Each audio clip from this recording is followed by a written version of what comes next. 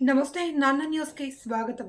పశ్చిమ నియోజకవర్గంలో ఓటర్లను భయభ్రాంతులను చేస్తున్న ఎన్డీఏ కూటమి అభ్యర్థి అనుచరులు ఇంటింటి ప్రచారంలో భాగంగా పాంప్లెంట్లు పంచుతూ ఆ పాంప్లెంట్లతో పాటు ఒక ఓటు బ్యాలెట్ లాంటి బాక్స్ లాంటిది పెట్టి దీని మీద బీజేపీ గుర్తు సైకిల్ గుర్తుకే మీరు ఓటు వేయాలి అని చాలా దురుసుగా చెబుతున్నారు అని మహిళా ఓటర్లు ఆరోపిస్తున్నారు. చాలా బాగుందండి. చాలా బాగుంది.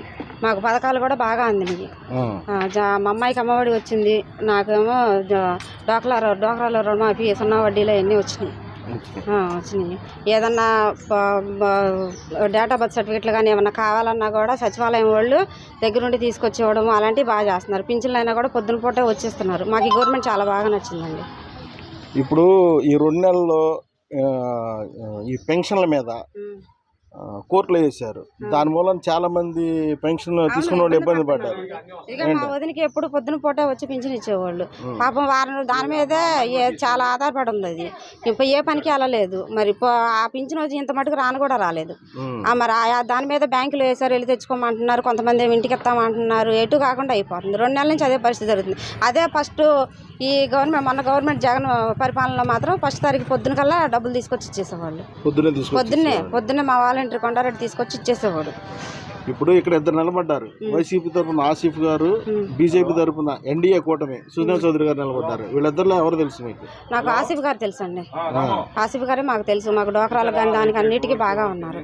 బాగా తెలుసు. ఆసిఫ్ గారే మాకు బాగా తెలుసు. ఆసిఫ్ గారే మీకు డోక్రా ఇచ్చేసారా? మాకు దేనికన్నా మాట్లాడాలన్నా కూడా అప్పుడు మాకు డోక్రా తరఫున వాటికి వచ్చారు ఆయన. ఆసిఫ్ గారు వచ్చారు. మాకు దాదాపు 70 మంది ఆడవాళ్ళమే. మాకు కొంచెం డోక్రా ఇబ్బంది అయితే ఆయన వచ్చి మాట్లాడి ముందుండి చేశారు. మాకు సుజనా చౌదరి గారు తెలియదు. అసలు మాకు ఆయన తెలియదండి.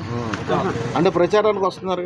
ప్రచారానికి ఎవరు వచ్చినా కూడా వచ్చి కూడా బెదిరిస్తున్నారండి. ప్రచారాలు బెదిరింపులు బెదిరిస్తున్నారు. మీరు ఫలానా దానికే వేయాలని గట్టిగా ఒక్కి నొక్కాలేస్తారు. ఇప్పుడు ఓటేయండి అమ్మా అని చెప్పి వెళ్ళిపోవడం అదొక అందం. అంతే తప్ప మీరు పర్టికల్గా దీనికే నొక్కాలని అంటే ఏంటి అర్థం?